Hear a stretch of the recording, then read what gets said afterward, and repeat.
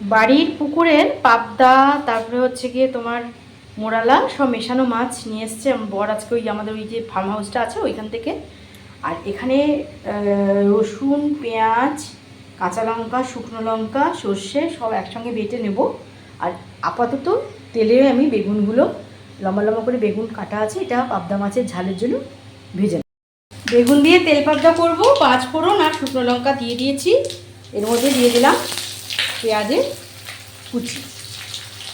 তো ভালো করে একটু পেঁয়াজের কুচিটা ভেজে নেব। আর অলরেডি তো আমাদের সব কিছু রেডি করাই রয়েছে, পেঁয়াজটা একটু ভাজার পর আসছি। মাছের শেষে সবগুলো করছি, ফ্রিজে আর ঢোকাবো না অলরেডি। তারপরে পেঁয়াজটা ভাজা হয়ে যাওয়ার পরে দিয়ে দিয়েছি একটু হলুদের গুঁড়ো, নুন দিয়েছি, আর একটু এখানে ধনে গুঁড়ো দিয়েছি, আর দিয়েছি কাশ্মীরি লঙ্কা গুঁড়ো। তো অলরেডি মশলাটা আমার ভালো করে সুন্দর করে কষা হয়ে গেছে।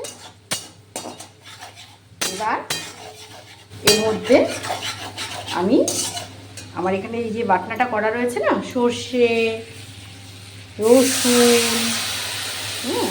পেঁয়াজের মোটা মোটা মাথাগুলো, আর কাঁচা লঙ্কা, শুকনো লঙ্কা, যে বাটনাটা করা আছে পুরো বাটনাটা ওর মধ্যে ঢেলে দিলাম। আর একটু এর মধ্যে অ্যাড করব জল। ফুটে গেলে বেগুন আর পাবদা মাছটা অ্যাড করে দেবো। ঝোল ফুটে উঠেছে, তো এর মধ্যে আমি ভাজা যে আমার বেগুনগুলো দিয়ে দিলাম।